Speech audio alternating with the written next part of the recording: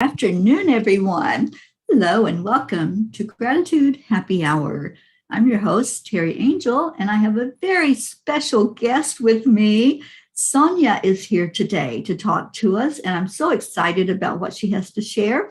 Sonia, welcome. Oh, thank you, Teri. I'm so happy to be here. Yes, we are going to share this out. I'm going to play a short song that has a powerful message. So listen to the words of the song as you are sharing this for us. And those of you coming in, just let us know you're here. Put a little note in there that you're here, and we will see your name.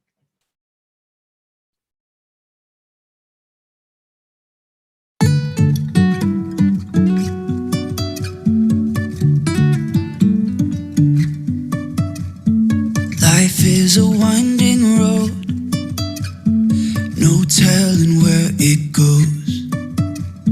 Driving through days and nights, won't stop for traffic lights. And I really wanna know if I'll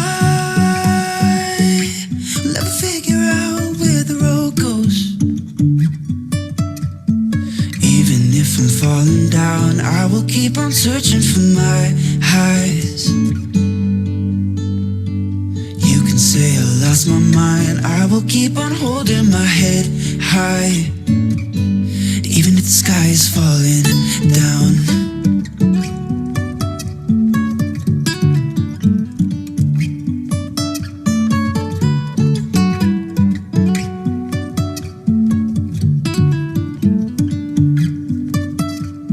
Jumping from cliffs so high, trusting our wings to fly. Sometimes we're crashing down, but we get up and start from the ground. And I really wanna know if I'll ever figure out where the road goes. Even if I'm falling down, I will keep on searching for my highs. You can say I lost my mind, I will keep on holding my head high. Even if the sky is falling down, even if the sky is falling down, yeah. The sky is falling down.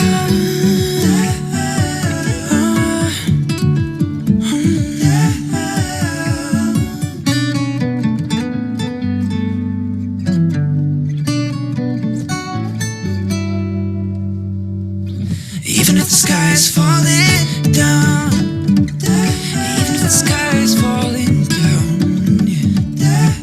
The sky is falling down.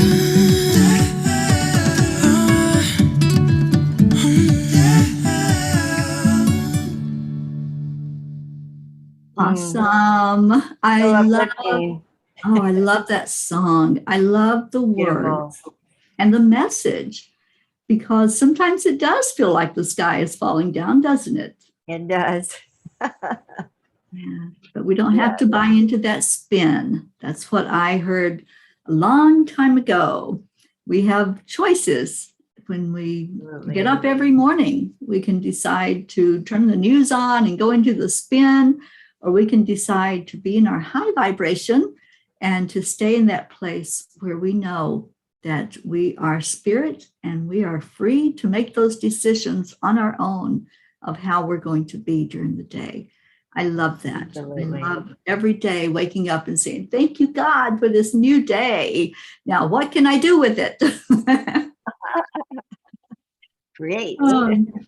So for my friends out there who are not familiar with Sonia, I'm going to have you tell us a little bit about yourself, but I just want to say how grateful I am for you and for Bennett and just the lovely energy that I was immersed in when I was in Mount Shasta. And you two brought me into your home, not knowing anything about me, not knowing who I was or what I was all about. You just heard the message to have me there. And through a mutual friend, we connected. And thank you Thank you. You're So welcome. grateful for the two of you. It was a true blessing for us as well. So I'm so happy to have joined forces with you. Absolutely. And when I got there, I knew I was meeting Bennett because that's who I was introduced to. But the blessing of meeting you and understanding what you are doing in our world, which is huge.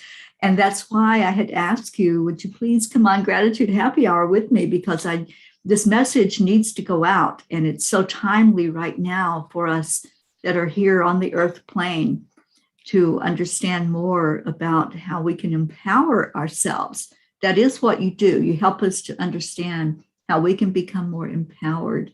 So I'd love for you to give us the backstory of how you came to be where you are now with this understanding that you're birthed into the world and what's going on with all of that. All right, I'm going to try to condense this story because it's long. It's my life, really. And I was born with the gift of dreams and visions. Those are my first memories. And being raised in a violent home with an alcoholic father, I was traumatized, and I was fearful for my life and for my family's life sometimes. And all those gifts shut down. And at a young age, I turned to drugs to numb my pain. And then after a drug overdose, I started counseling work, and that eventually led me into spiritual work. And I worked with a teacher for 18 years in a shamanic mystery school. And after he passed away, I left and was guided to a new teacher who actually had visited me in dream time, I don't know, 5 or 7 years before I actually arrived at her school. So as you said, it was really good that you found me in the dream, because because of the drug experience, I had contracted a virus and I was unable to work anymore.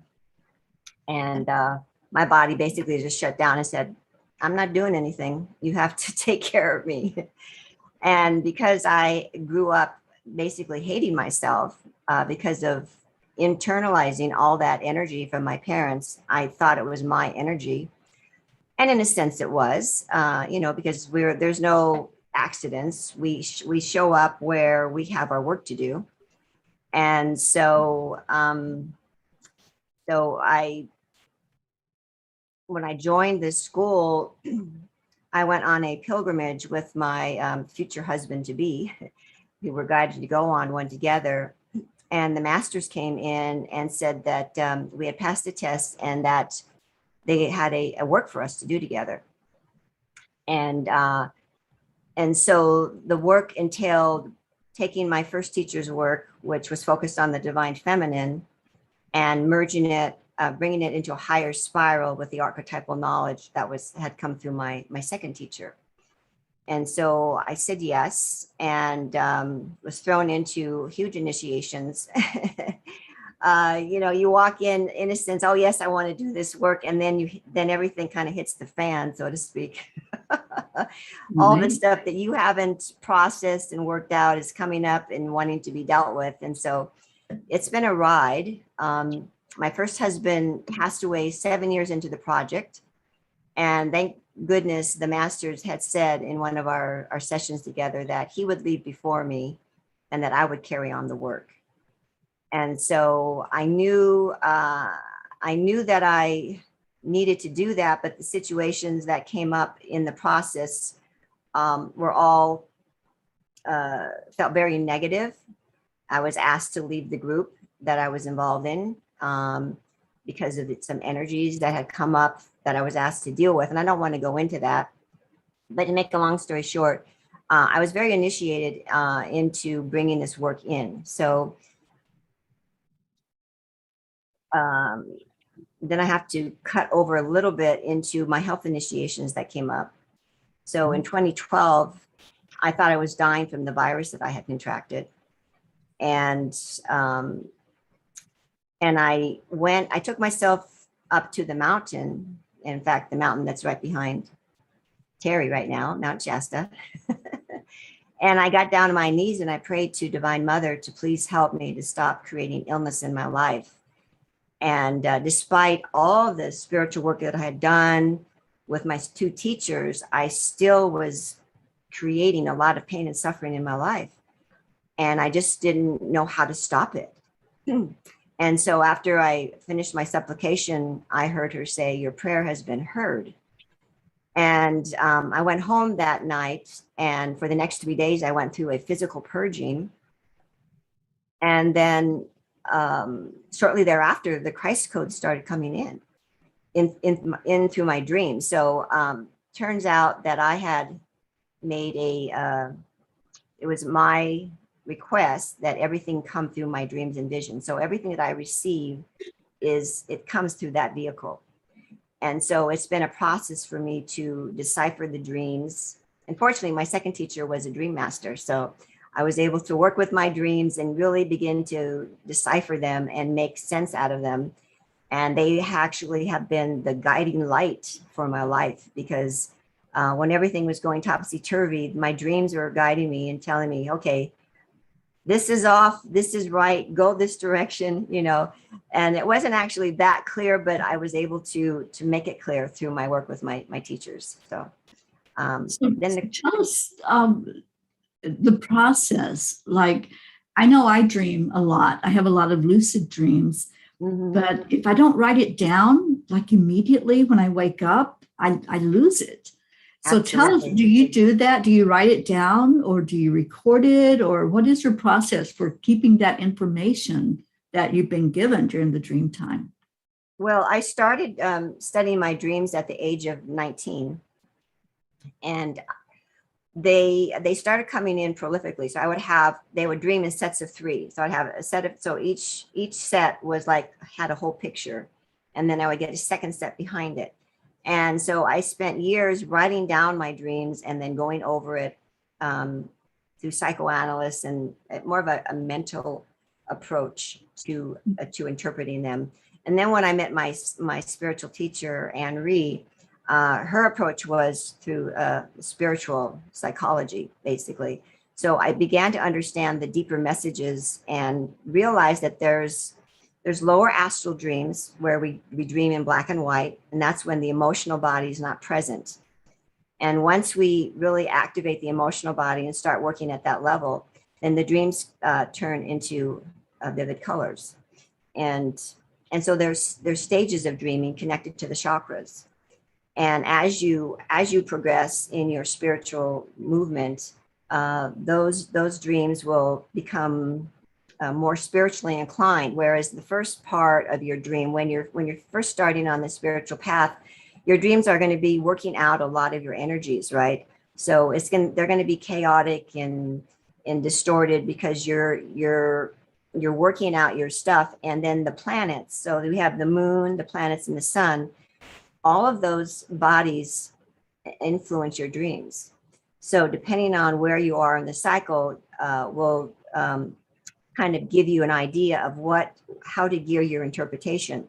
So in the solar cycles, we have the archangels, Uriel, Michael, Gabriel, and Raphael, who take us through the solar year. And each one of those seasons is a time of actually tending to your spiritual garden. So Raphael is like the season for birthing of the Christ mind, and going to Uriel, we're going into summer.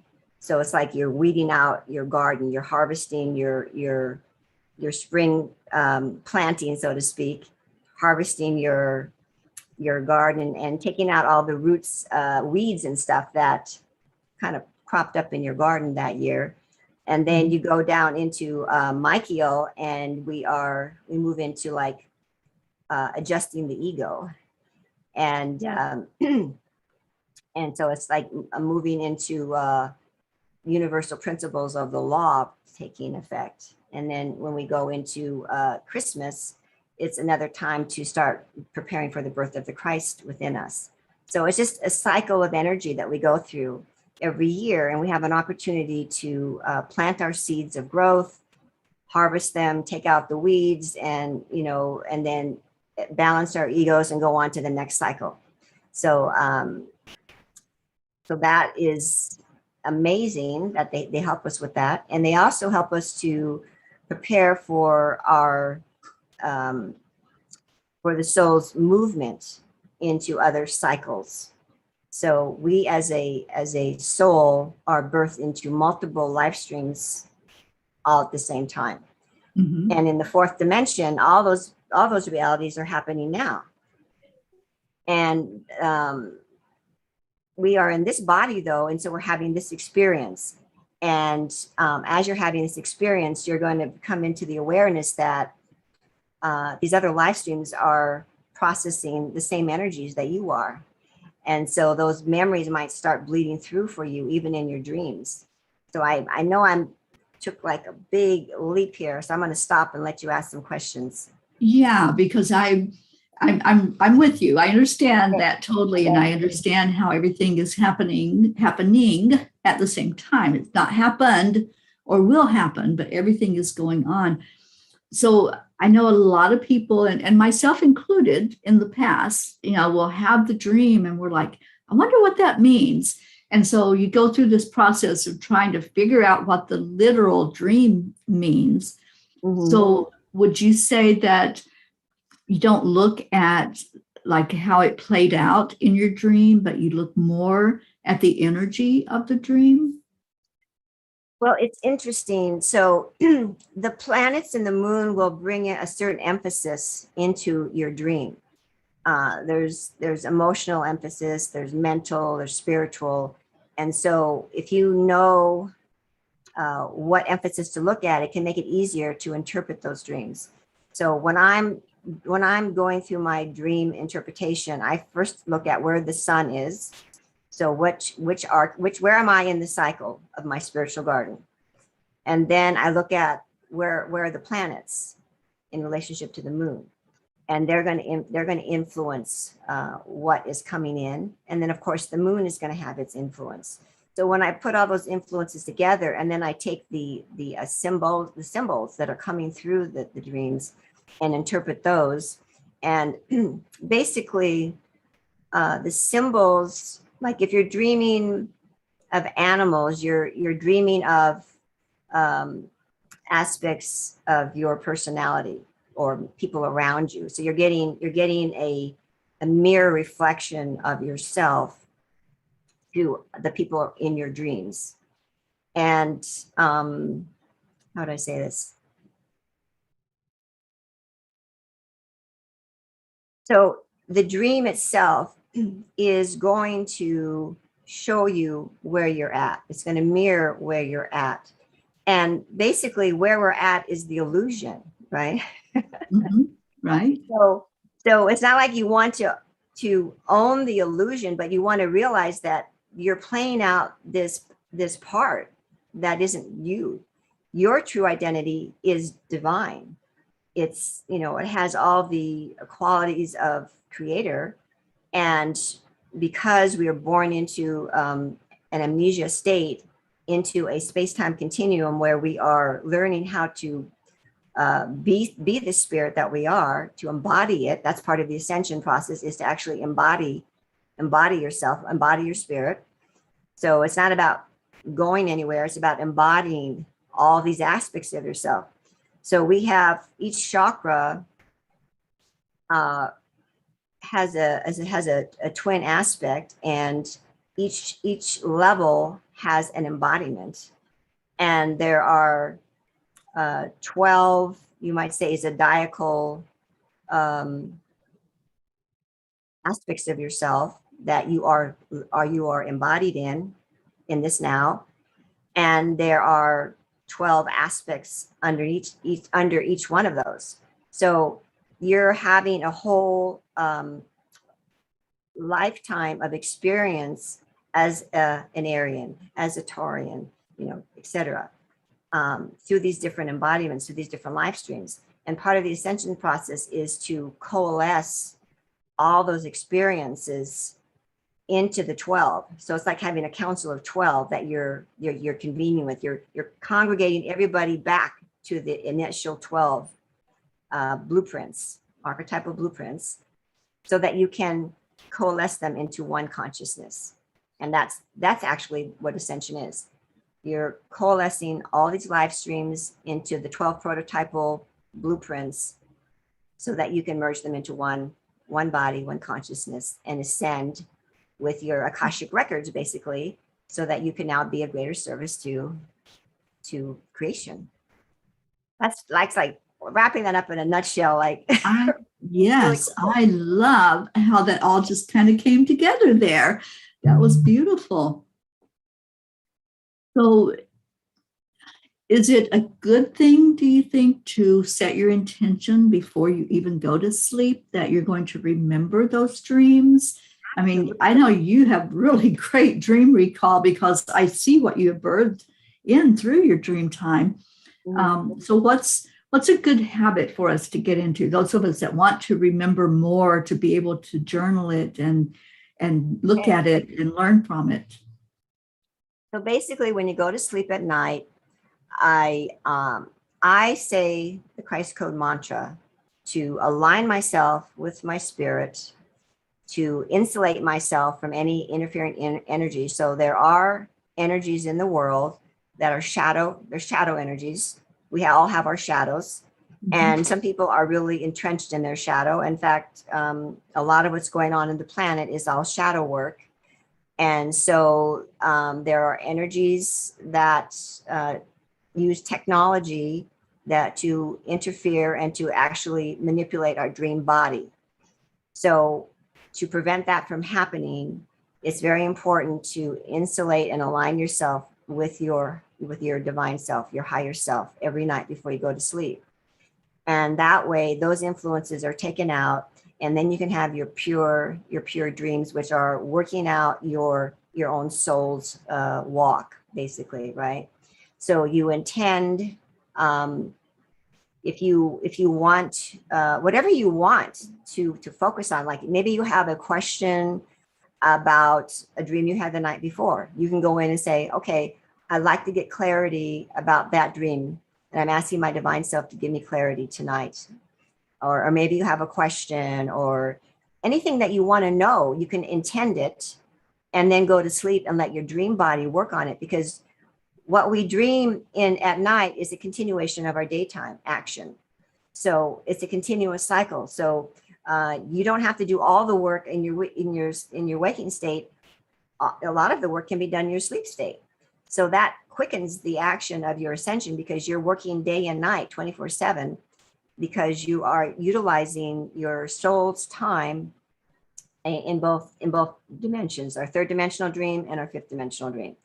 So third dimensional dream is slower, it manifests slower, but in fifth dimension, whatever you focus your attention on automatically manifests instantaneously. So it speeds things up a lot. Right. Yeah. And from what I understand, it's in those moments when we are not resisting, when we're just relaxed and, you know, our brain's not telling us that we can't or giving us the limits. That's when we can receive those messages so clearly and, you know, bring everything through that we need to know. Exactly. So I've neglected to say what the mantra was. So it's Ak, Imu, Ovi. And I say that mantra 108 times a day to focus my energy, to insulate me from all the radio stations and Wi-Fi and just consciousness, all the negative talk, self-talk, all the negative talk that's out there. You know, we've got, satellite, Wi-Fi, radio, you name it. As tuning stations, we are being bombarded 24/7 with all these frequencies, right? So I say the mantra every day to clear that field so that I am focused solely on my soul work and not having to deal with all that nonsense, right? And there is so the mantra itself is activating your spiritual atoms, but we also have physical atoms. And so there's a second code, which is numeric, which anchors the code into your cellular DNA. And that code is 01339436470. So for every time I say, every 3 times that I say the mantra, I say the code once. So it's a 3-to-1 ratio.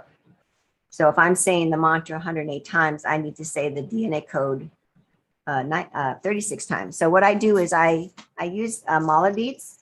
Mhm. So they're broken up into 4 sections of 27, and then there's a linking bead. And on the linking bead, I say the DNA codes 9 times. So I'm saying 27 times. I'm saying the mantra, and if I do the math 3-to-1, that would make it 9 times that I do the DNA code. So Okay.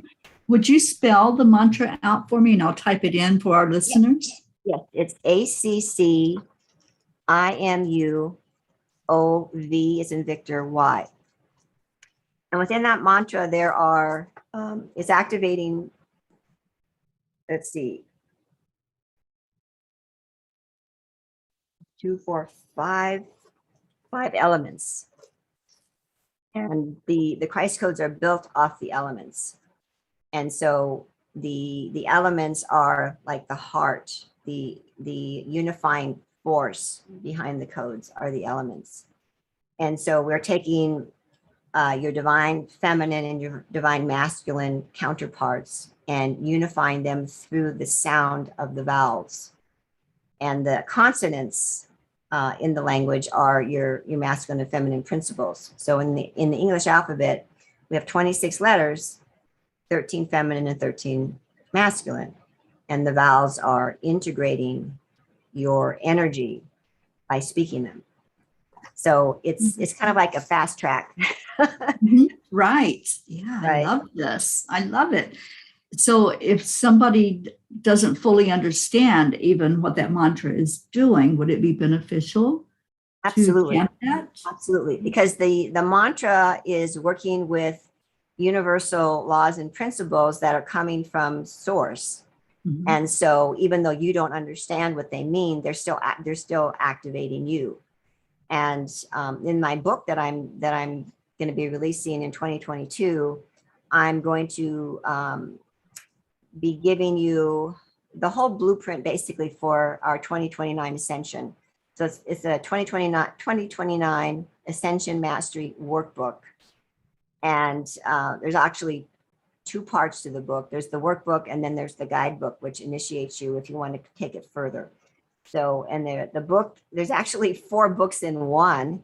And the first part is Body Mind Mastery, where we're working with the Christ code mantra and the chakra codes, and basically giving you an inside look at what is the journey like. Like, no one's really written a book that I've read that tells you what is the journey. So in Body Mind Mastery, we're giving you a good overview of what the journey entails, giving you some tools to start working and raising your frequency for ascension. So not everyone is going to be ready to coalesce all their live streams when Mother Gaia ascends. But what you want to do is you want to have your frequency being able to match hers so that you can go with her. And so what the Christ codes are doing, they're exponentially increasing your vibratory rate every time you speak them. And the mantra, I've tracked this for a couple of years. The mantra increases your vibration for up to 12 hours. And then it drops down, but it never drops down to where you started. It's always spiraling up. So, so as you're working with the codes, you're going to get more and more energy. So when I was in the height of my illness, I was sleeping 18 hours a day. And then when I got somewhat better, I was sleeping 12 hours a day. And now I sleep 46 hours a day because the codes are so energizing. And I realized when I first started using the codes, I didn't realize what the DNA codes were for. I didn't understand their purpose. And so I was just singing the codes all over the place. And I was sleeping, like getting up after 4 hours of sleep. And I'm like, okay, let's go, and I was like, like I was on caffeine or something, Well, for me, it's chocolate. I just eat a little bit of chocolate and I'm boom, Right. So I was like that all the time. And I'm like, okay, I know I need more than 4 hours of sleep because I'm still healing this body, right? So I started speaking the DNA codes and I went back to my normal sleep hours. Not normal, but I went to 6 hours of sleep instead of 4, and that felt better. So I'm just really excited about how much energy you get, because I got basically high on life. I'm high on life when I speak the codes, and they just make me feel just so excited, because I don't get caught up in all the junk that's going on in the world. I don't listen to the news. I hear what's going on. I'm like, okay, that's a reality, but that's not my reality. And I'm creating another reality, and I'm creating it with my codes. And so I'm just solely focused on getting my book out. And in fact, I haven't been even, a deer just ran by. I love that. Oh, no. It's like, hi. Anyway, I've been so focused on getting the book out. The message has been focused on that. And so I haven't really been working with people. I do meet once a month with a group who want to get support for working with the codes. And I'm also working in council with other people, so that we can bring in the vision that we have, so that we're supporting that vision and actually doing something about it. So I'm very excited about what the codes are doing for humanity, even though, quote unquote, it's not out in the world yet. This work is being done for humanity. Yes, it is. And it's powerful work. So if somebody wanted to work with you one-on-one to understand the codes more, they could just contact you and set something up to get the teaching. I actually have 2 websites. Christcodes.com is my information website, where you can find out about what I'm doing and the things that I'm offering. And you can set an appointment with me, and we can, talk and see how we would like to work with one another. And then I have christcodes.org, which is my teaching platform. And so I have, before I started writing the book, I spent a couple of years actually building the platform, so that when I got everything together, that I'd be just ready to go. So, so I've kind of done things differently than other people. My vision was to get everything ready and totally done, and then I'm going to go. Right. Well, we are streaming live on YouTube as well with this interview. So if people are on YouTube, would they be able to find you on there with any of this information? Yes, I do have a YouTube channel under christcodes.com, or Christ Codes. I guess I don't know my own channel, but anyway, if you search for Christ Codes, you will find me. And let's see, I am also on Facebook, although I'm not actively participating in Facebook just because of what's going on that channel. But you can find me there. I'm also on Instagram, I believe, and what's the other one? Twitter. Yeah, Twitter.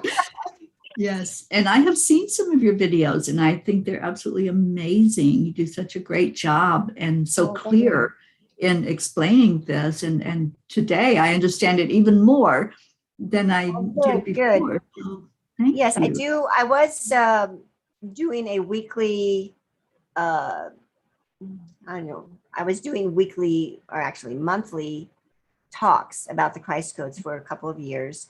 And so a lot of those are on my website under my Ascension,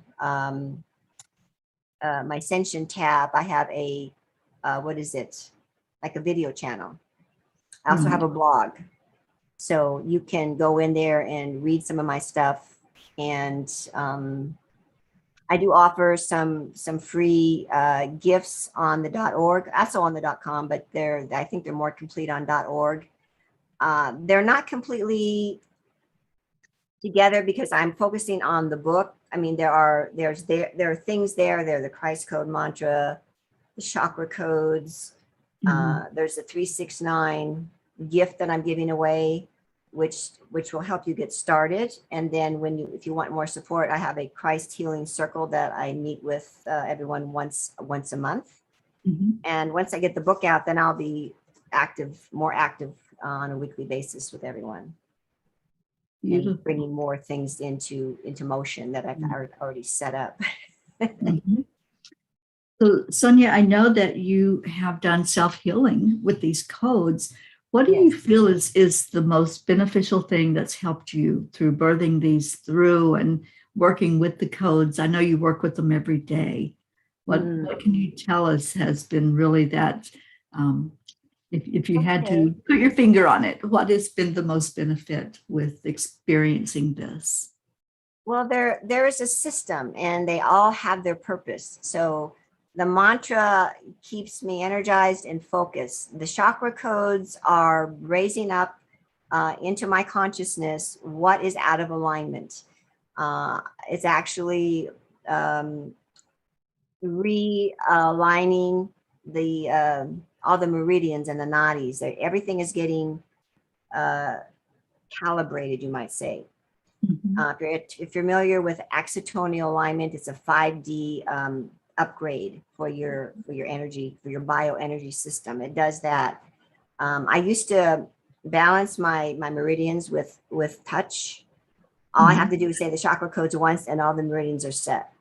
So the chakra codes align. Actually, the alphabet correlates to your spinal cord, your spinal column. So everything is connected on a physical level, all the way down to the atomic level. So it connects up to your genes, your chromosomes, your codons. Everything gets touched when you're speaking the Christ codes.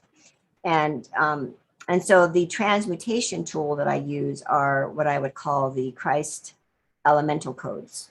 So each chakra is connected to an element. Now, in science, they only recognize 4 or 5 elements. I've added a few more,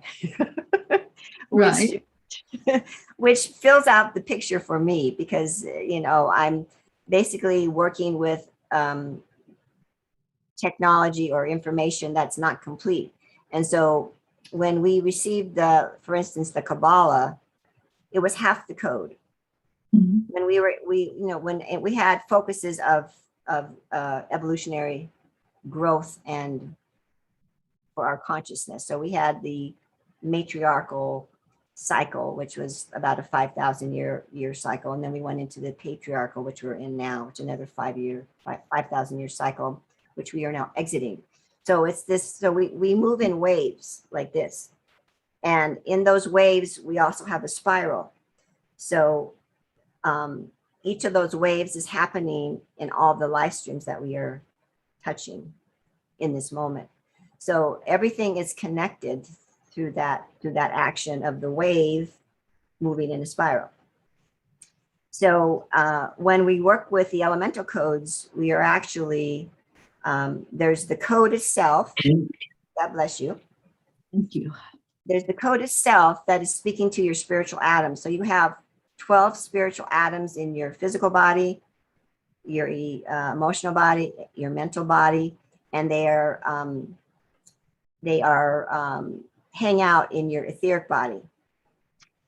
And the part of the ascension process is to activate each of those 12 spiritual atoms and merge them into the etheric. And then once we merge the etheric body, then part of the next cycle is for, it's connected to the prototypes that I talked about, the zodiacal prototypes. And those actually will coalesce as a flame, as a flame. So you've heard of the twin flame, right? Yes. So in Ascension, we're basically working to coalesce each one of those streams into a flame of consciousness. And the Ascension process is, in the Ascension process, we have an ascension, we have a spiritual ascension, and we have a physical ascension. So first, the spiritual ascension will happen first. through the flames coalescing or integrating. The live streams integrating as one flame. So you'll have 12 flames. And then those 12 flames will merge into one. And when that happens, you have the physical ascension. And we're actually ascending into the sun. So that's why you have to have a high vibration. You have to be able to handle the energy of the sun Mhm.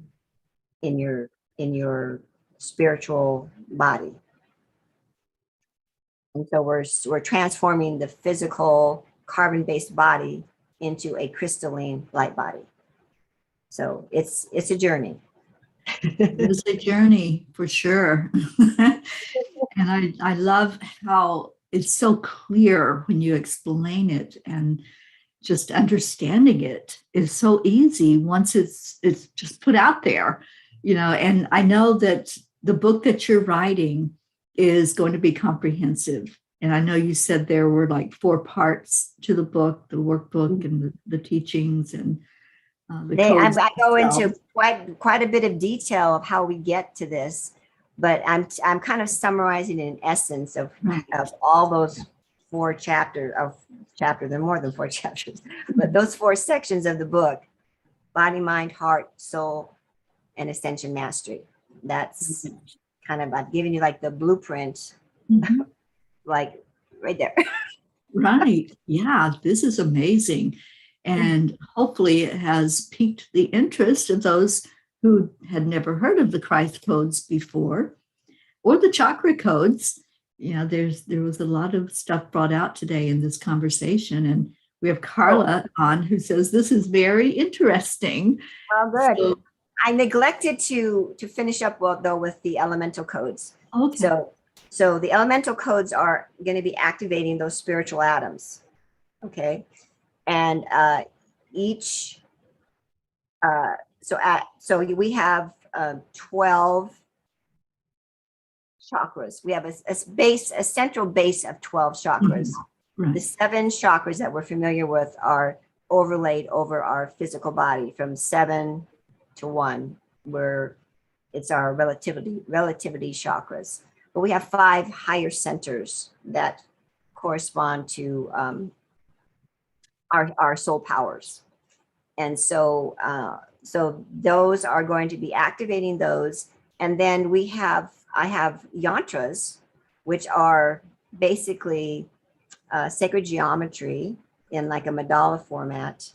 And those help open up windows to your soul. So a lot of times when you're working with an energy, the energy may come up, but you don't really understand what it is, but you're processing a lot of energy, and you need clarity onto what is this about? Why am I feeling this way? What is this deep feeling that I'm feeling in my gut or whatever?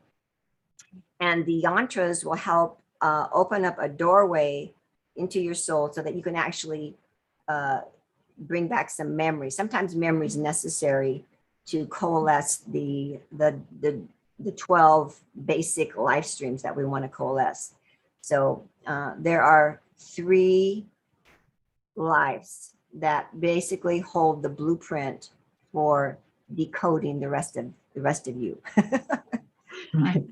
So it's kind of like cracking the code for the soul to open up the rest of the life streams. And so those are tools that help open those spaces. And it's a very easy process. It's painless to open those memories and see how in maybe several life streams you're working out the same energy that you're aware of now. That is, maybe it happened when you were 7, maybe it happened when you were 30.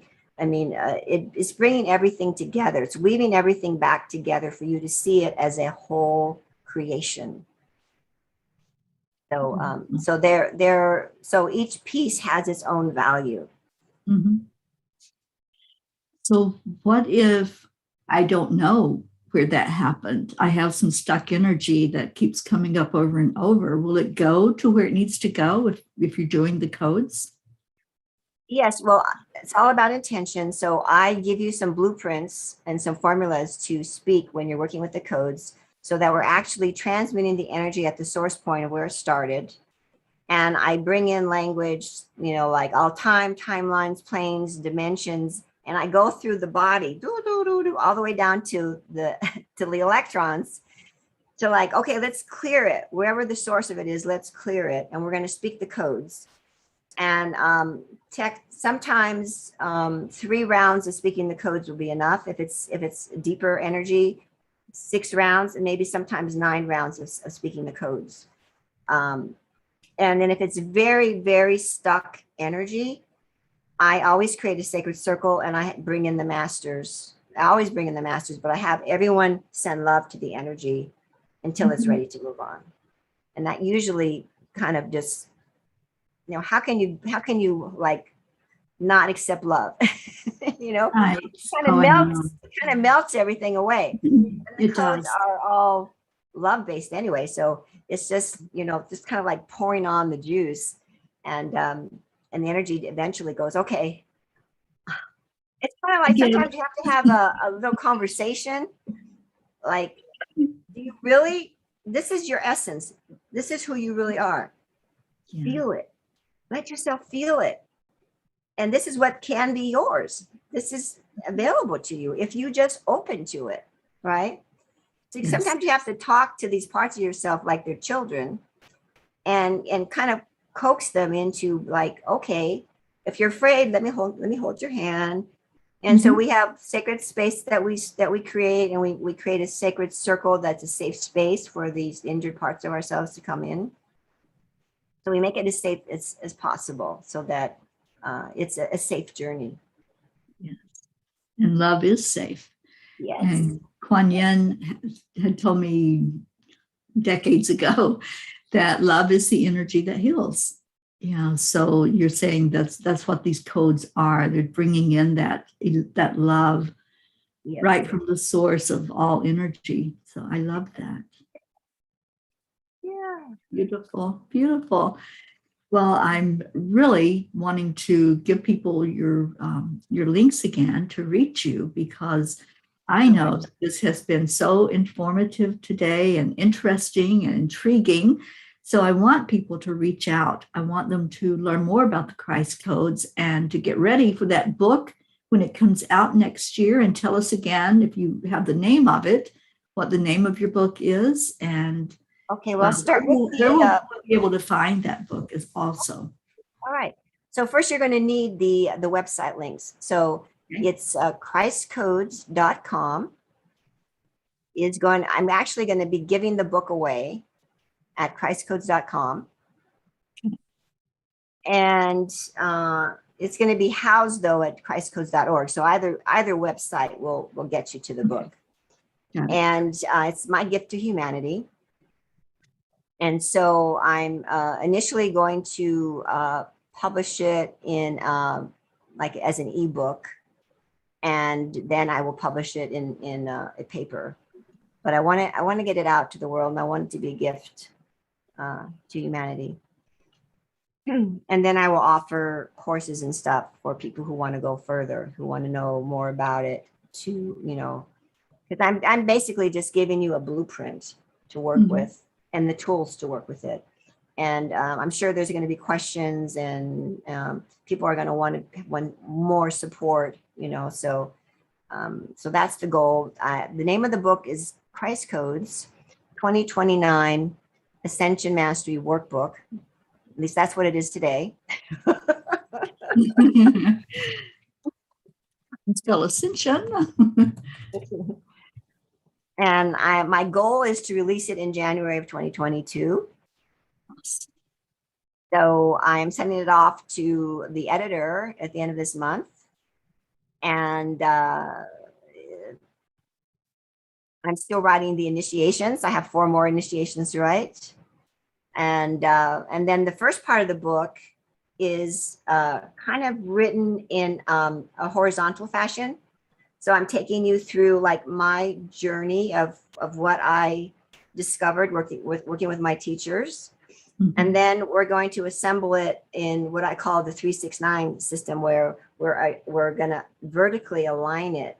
So I'm going to speak at all those levels through key code numbers.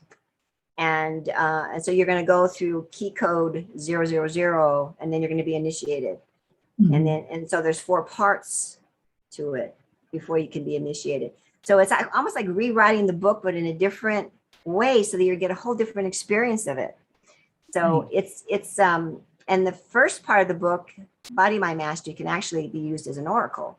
So it's going to be it's kind of like grid. It's like a light grid. I'm creating this grid of energy that you can work with it in different ways according to your need. And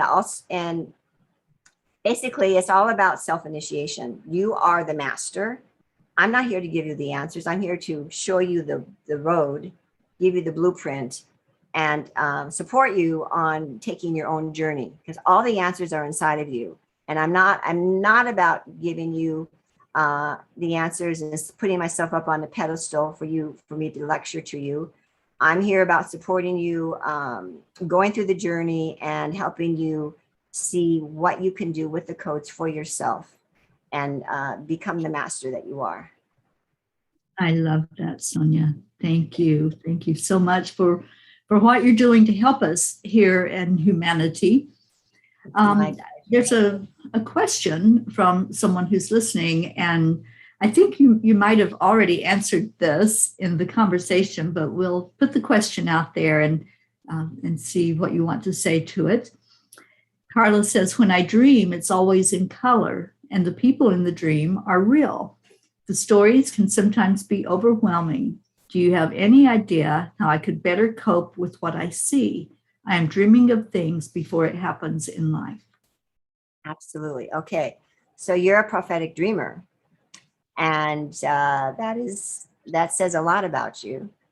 And it takes a lot of strength and courage to be able to see the future before it arrives. So I started dreaming of my future 25 years before it actually showed up.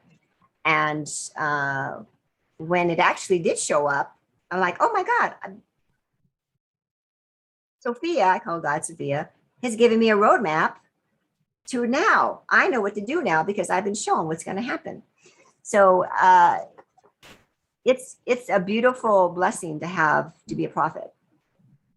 And do you understand the messages that you're receiving, Carla? It's Carla. When you were saying that just now about being a prophet, I just got chills head to toe, and I could just feel that energy, because I've also had those, I call them precognitive dreams, where you dream something and it does come to be. Yes. So my first, I've been precognitive since I was a little girl, but the first major one I had was 6 months before Katrina happened. And I had a dream of the panhandle, all the earth coming out of Texas and Alabama, just like almost like liquid sand, just flowing into the ocean. And I didn't know what it was. And when Katrina happened, I'm like, oh my God, that was a premonition of Katrina. And I didn't pray about it. That was the first time I had received a message of that magnitude. And I was upset that I didn't use my prayers and my intentions to help, prevent that from happening so badly. So we are given information beforehand because we are prophets, and we are meant to share. Sometimes we're meant to share those messages. So I would go into your communion with your divine self or with Sophia and ask, do you want me to, once you understand the message, when do you want me to share this message? Is it time? Okay. So she says, not at the time of the dream, and they are very detailed. Okay. So I plan on giving some dream courses to help people with their dreams. I obviously can't do that till I get the book out, but I know the dreams are a big part of, they're like a major part of my work. And I intend to be giving dream classes because, it's just a super important part of what we do here on the planet. So. Yeah. So Carla, I would encourage you to click on one of those links that I provided and get in touch with Sonia and see if you can connect more with her and get signed up for the book, the classes, the whole enchilada. Beautiful. Sonia, this has been beautiful being with you today and so informative and inspirational. I love the Christ codes myself, and I love the energy of them and what I feel that it brings to my own life. So thank you for birthing that into the world. Thank you for being the beautiful soul that you are, and for having that open heart of just wanting the best for us here in this earth experience. So much love to you. I appreciate your time. I honor that. And thank you so much for being with us. I want to hear more. I want to hear these codes getting out there more. I want to see your book going into hands of people all over the globe.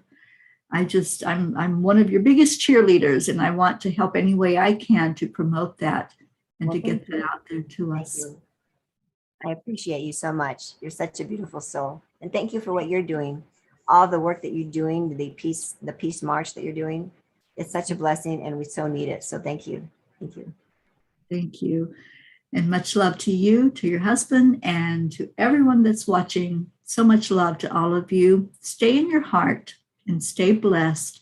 Your heart will never lie to you. So go in there for your answers. And I'll see you next week on Gratitude Happy Hour. And it's always happy hour somewhere. So always give out that gratitude as much as possible. Thank you, everyone, for tuning in. Good night, everybody. Good night, Sonia.